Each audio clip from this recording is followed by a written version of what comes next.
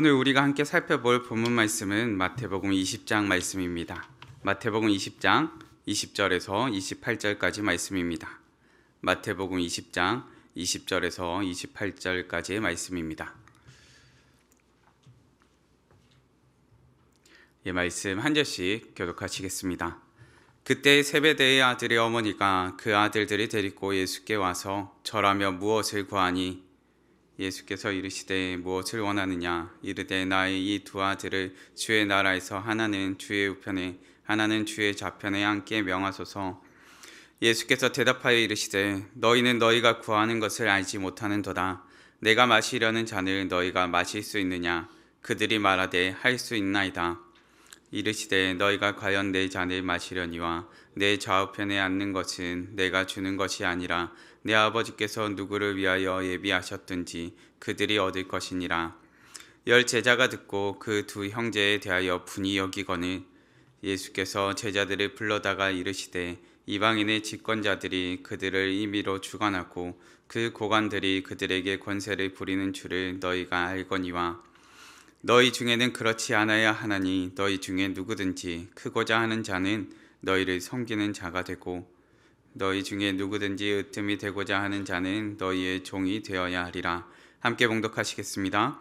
인자가 온 것은 섬김을 받으려 함이 아니라 도리어 섬기려 하고 자기 목숨을 많은 사람의 대속물로 주려 함이니라. 아멘. 오늘의 말씀을 통하여서 예수의 길이라는 제목으로 말씀을 나누고자 합니다.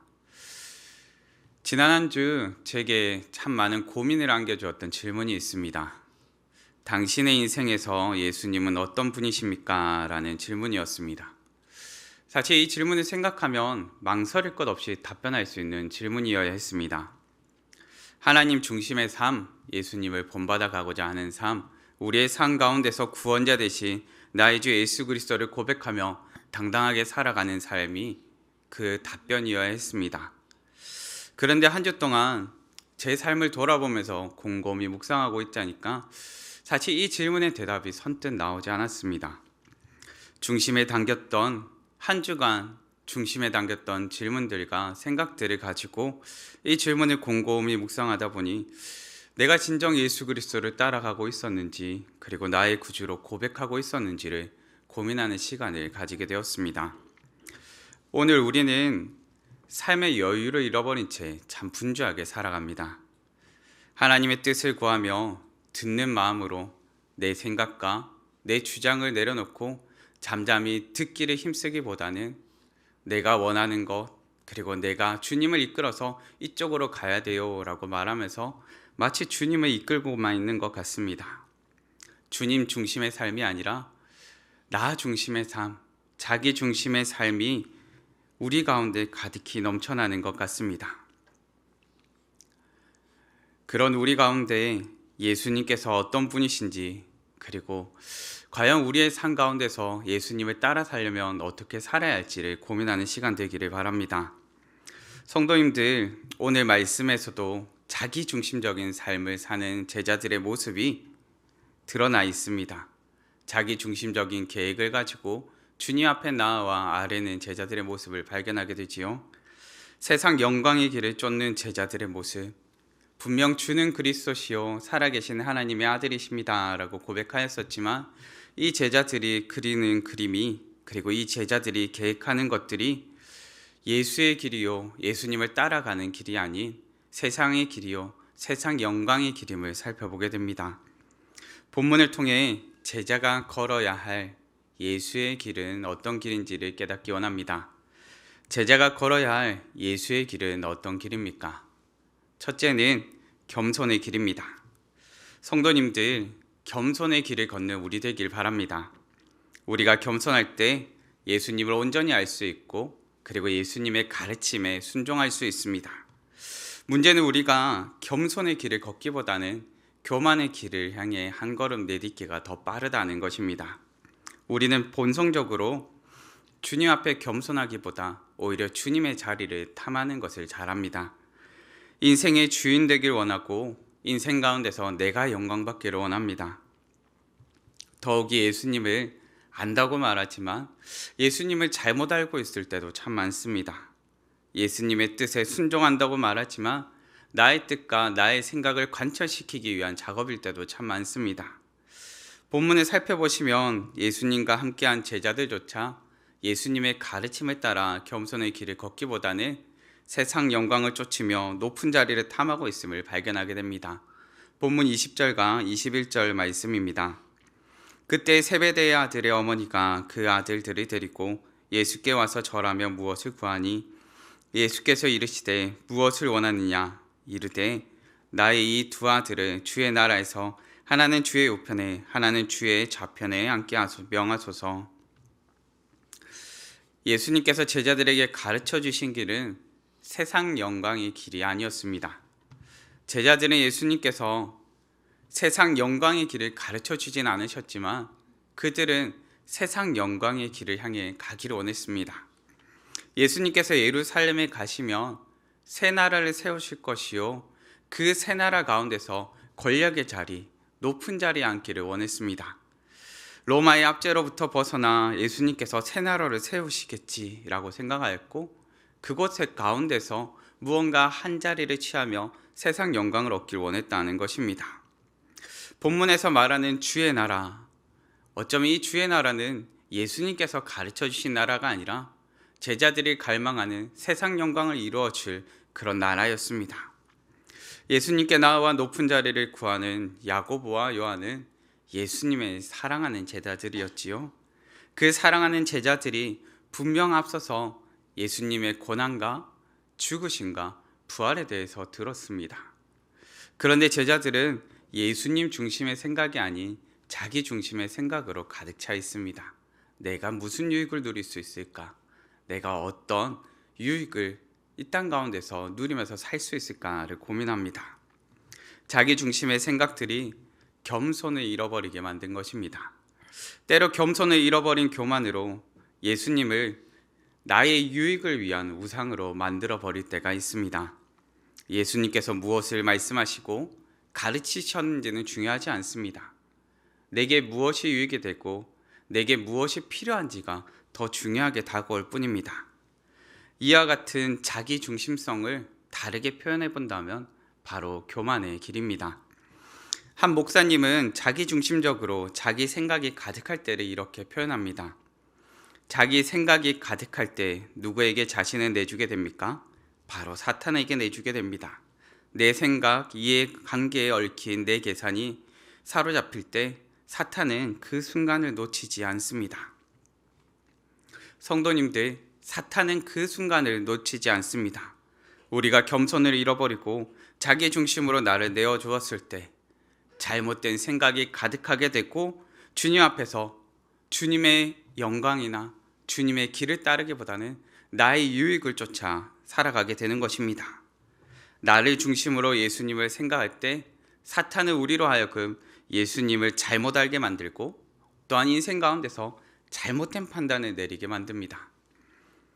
예수님께서 말씀하십니다. 본문 22절 말씀입니다. 예수께서 대답하여 이르시되 너희는 너희가 구하는 것을 알지 못하는도다. 내가 마시려는 잔을 너희가 마실 수 있느냐? 그들이 말하되 할 수 있나이다.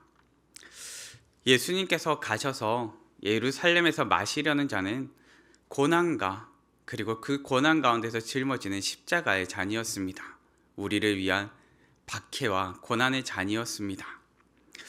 예수님의 죄로 인함이 아니요 우리의 죄로 인하여 받으셔야 했던 하나님의 진노의 잔이었습니다. 제자들이 감당할 수 없고 받을 수 없는 잔이었습니다. 그런데 제자들은 예루살렘에서 당하실 예수님의 고난이나 십자가나 부활은 보이지 않습니다. 그것보다 자신들의 유익이 너무나 절실하였습니다. 그러다 보니까 더 다급하게 그리고 섣불리 예수님께 답합니다. 할 수 있나이다. 교만은 예수님뿐만 아니라 스스로에 대해서도 잘못 판단하게 만들어 버린 것입니다. 오직 예수님께서만 가실 수 있는 길, 우리로서는 불가능한 길이지만 할 수 있다 착각하게 만들어 버렸습니다. 성도님들, 겸손의 길을 걷는 우리 되길 바랍니다. 자기 중심적인 교만을 내려놓고 겸손히 주님의 인도하심과 말씀을 듣는 우리 되길 바랍니다. 본문을 통해 예수님의 제자가 걸어야 할 예수의 길은 어떤 길인지를 살펴보고 있습니다. 먼저는 겸손의 길을 살펴보았습니다. 두 번째로 살펴보게 되는 예수의 길은 어떤 길입니까? 둘째는 십자가의 길입니다. 예수님과 제자들은 예루살렘으로 올라가고 있습니다. 예수님께서는 그 길 가운데 고난과 죽음과 부활을 바라보며 이 길을 걷고 계셨고, 제자들은 세상 영광의 길을 보고 있습니다. 가장 가까이에서 예수님과 함께한 제자들조차 잘못된 길을 보고 있습니다. 마태복음 16장에 보시면은 예수님께서 처음으로 고난당할 것과 죽으심에 대해서 말씀하시는 장면이 나옵니다. 이 말을 들은 베드로가 예수님을 붙들고 항변하지요. 그러자 예수님께서 베드로를 향해 말씀하십니다. 사탄아, 내 뒤로 물러가라. 너는 나를 넘어지게 하는 자로다. 내가 하나님의 일을 생각하지 아니하고 도리어 사람의 일을 생각하는도다. 우리가 하나님의 일을 생각하지 못하고 사람의 일을 생각하게 만드는 것도 사탄의 일입니다. 우리가 십자가의 길을 생각하지 못하고 세상 영광의 길을 쫓게 만드는 것도 바로 사탄의 일입니다. 예수님께서 이 땅에 오신 사역은 낮아지심의 사역이었습니다. 존귀한 보좌 가운데서 내려오셔서 인자가 되셨습니다. 사람의 아들로 이 땅에 오셨습니다. 이 땅에 오셔서 죄인들의 친구가 되어주셨고, 아픈 자, 병든 자, 굶주린 자들과 함께 해주셨습니다. 예수님의 시선은 항상 낮은 곳을 향했고, 그 발걸음도 낮은 곳을 향하여 내디디셨습니다. 본문에서 예수님을 찾아온 제자들은 야고보와 요한이었지만, 야고보와 요한뿐만이 아니라 모든 제자들이 그 높은 자리를 탐하고 있음을 보게 됩니다. 열 제자가 듣고 두 형제에 대하여 분이 여기거늘. 제자들이 분해함은 무엇 때문입니까? 그들도 원하는 자리였기 때문입니다. 예수님께서는 낮아지심의 사역, 그리고 고난과 십자가의 사역을 보여주시고 가르쳐 주시지만, 정작 제자들이 보고 있는 것은 높은 자리를 탐하는 것이었습니다. 실상 사람의 본성 가운데는 높은 자리를 탐함이 있습니다. 그런데 만약 우리가 우리의 본성대로 간다면 우리의 인생 가운데는 십자가의 길이 보이지 않을 것입니다. 본 회퍼라는 신학자는 이렇게 말합니다. 그리스도께서 사람을 부르시며 내게로 와 죽으라고 명하신다. 곧 예수님은 우리를 부르시면서 죽으라고 부르셨다고 이야기합니다. 죽은 사람은 어떤 사람입니까? 자기 주장을 하는 말이 없고 헛된 것을 향한 욕심이 없으며 주님을 위해 고난과 박해를 경험할지라도 두려움이 없습니다. 오늘을 살아가는 우리가 우리의 본성대로 살아가는 것이 아니요 오직 예수님에 따라 십자가의 길을, 자기 주장을 내세우며 욕심을 부리는 것이 아니요 오직 예수님 앞에 순복함으로 예수님에 따라 십자가의 길을 걷기를 바랍니다. 우리는 듣기보다 말하기를 좋아하고 기도하기보다 주장하기를 좋아하며 낮은 곳보다 높은 곳을 사모합니다. 그런데 십자가의 길은 말하기보다 듣기를, 주장하기보다 기도하기를, 높은 곳보다 낮은 곳을 향해 있습니다. 예수님께서 우리에게 말씀하십니다. 인자가 온 것은 섬김을 받으려 함이 아니라 도리어 섬기려 하고 자기 목숨을 많은 사람의 대속물로 주려 함이니라. 아멘. 예수님께서 자신을 표현하시면서 구원자 예수님, 능력의 예수님이라 말씀하시지 않고 인자라고 표현하시지요. 사람의 아들이라고 표현하십니다. 높고 높은 표현도 참 많이 있을 텐데 예수님께서는 낮고 낮은 표현을 사용하여 자신을 드러내십니다. 인자라는 표현을 통해 우리가 무엇을 알게 됩니까? 우리의 고통 가운데 공감하시는 분, 우리의 아픔을 이해하시는 분, 그리고 오늘의 우리와도 함께 하시는 분이시구나 라는 것을 우리는 알게 됩니다. 예수님께서 영광의 보좌에서 낮고 낮은 이 땅에 오셨습니다. 그리고 이 땅에서조차 더 낮은 곳으로 내려가십니다. 자기 자신을 많은 사람의 대속물로 주기 위해 내려가십니다. 자신을 가장 낮은 곳으로 내어주는 이해할 수 없을 정도로 넓고도 깊은 섬김입니다. 바로 이 섬김의 길이 십자가의 길입니다. 성도님들, 우리의 시선도 예수님에 따라 낮고 낮은 곳을 향하기를 바랍니다. 우리의 시선이 낮은 곳으로 향할 때 세상에서는 높은 자리를 탐하는 욕심이 사라질 것이요, 믿음의 공동체에서는 더 인정받기를 원하는 섭섭함이 사라질 것입니다. 높아지고자 하는 우리의 본성을 거슬러 십자가의 길을 걷는 우리 되기를 바랍니다. 제자가 걸어야 할 예수의 길은 어떤 길이었습니까? 자기중심적인 교만을 내려놓는 겸손의 길이요, 높아지고자 하는 본성을 거슬러 낮아지는 십자가의 길이었습니다. 마지막으로 살펴보게 되는 예수의 길은 어떤 길입니까? 셋째, 영광의 길입니다. 성도님들, 예수의 길은 가장 낮은 곳에서 가장 존귀한 곳으로 올려지는 길입니다. 예수님께서 걸어가신 십자가의 길은 분명 고난의 길이었지만 이 고난이 지나고 그것 가운데 예수님께서는 영광의 보좌로 다시금 올려지십니다. 우리에게도 이 길은 때로는 고난의 길이겠지만 이 고난이 변하여 존귀와 영광의 자리로 올려질 영광의 길입니다. 예수님께서 말씀하십니다. 너희가 과연 내 잔을 받으려니와. 예수의 길을 따르는 제자들에게도 고난과 박해와 순교가 있을 것임을 말씀하십니다. 이 잔을 마실 수 있다고 자신 있게 답하였던 야고보와 요한은 예수님께서 로마의 군사에게 붙들려 가실 때 죽음이 무서워 도망하였던 제자들입니다. 이처럼 예수님을 버리고 도망갔던 제자들이 후에 예수님을 위해 죽기까지 복음을 증거하는 자들이 됩니다. 야고보는 제자들 중에서 가장 먼저 순교하는 제자가 되었고, 요한은 반모섬에 유배되어 그것 가운데서 박해와 고난을 경험하지만 계시록을 기록하는 참 아름다운 신앙의 제자가 됩니다. 제자들이 이처럼 변화됨은 무엇 때문입니까? 예수님을 따라가는 길, 그 길 가운데 있는 영광의 길을 보았기 때문입니다. 세상 영화와 비교할 수 없는 참된 영광의 길을 깨달았기에 죽기까지 소망을 갖고 이 땅을 달려간 것입니다. 성도님들, 우리에게도 영광의 길을 향한 소망이 있기를 바랍니다. 바울은 이와 같이 고백합니다. 고린도후서 4장 16절에서 18절 말씀입니다. 그러므로 우리가 낙심하지 아니하노니 우리의 겉사람은 낡아지나 우리의 속사람은 날로 새로워지도다.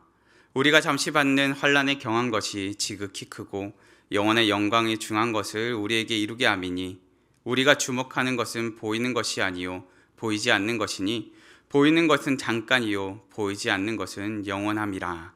아멘. 성도님들, 환난과 고난은 우리를 무너뜨릴 수 없습니다. 오히려 우리로 예수의 길을 발견하게 하고 점점 더 그 영광과 영원한 영광을 주목하여 보게 만들 것입니다. 그런데 그런 우리에게 단지 시간이 조금 필요합니다.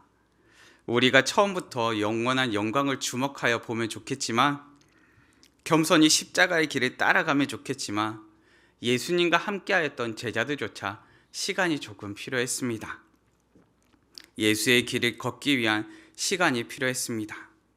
그 시간 가운데 돌이키지 않을 용기와 인내가 필요했습니다. 우리도 인생을 사는 이 시간 가운데 돌이키지 않을 용기와 인내가 있기를 바랍니다. 그리고 그 영광의 길을 향하여 겸손히 한 걸음씩 내디르며 걸어가기를 바랍니다. 2014년에 개봉한 한 영화가 있습니다. 그 영화에 나오는 대사에 보면은 영광의 길을 따르는 제자를 향한 지혜가 담겨 있어 함께 나누고자 합니다. 제가 힘을 달라고 기도했더니 하나님은 저를 강하게 만들 어려움을 주셨습니다. 제가 지혜를 구했더니 하나님은 해결해야 할 문제를 주셨습니다. 제가 용기를 구했더니 하나님은 극복해야 할 위험을 주셨습니다. 제가 사랑을 구했더니 하나님은 도움이 필요한 사람들을 보내주셨습니다. 우리는 고난이나 어려움 없이 인생을 살 수 없습니다. 주님께서는 인생의 고난을 통해 영광의 길을 걷는 제자로 변화시켜 주십니다. 어려움이나 문제가 주어졌을 때 절망하지 않음은 우리로 존귀케 하시고 생명의 면류관을 씌우실 그날을 소망하기 때문입니다. 어려움이 주어지고 문제와 위험이 몰려올지라도 인생 가운데 포기하지 않고 영광의 길을 소망하며 따라가는 우리 되길 바랍니다. 말씀을 정리하겠습니다. 우리는 예수님으로 말미암아 대속의 선물을 받은 제자들입니다. 대속받은 우리가 예수님을 따라 예수의 길을 걷는 제자가 되기를 바랍니다. 겸손의 길로, 십자가의 길로, 영광의 길로 예수의 길을 걷는 우리 되기를 바랍니다. 이 시간 함께 말씀을 생각하시며 찬양하셨으면 합니다. 예수의 길이라는 찬양인데요. 함께 고백하시면서 찬양하시겠습니다.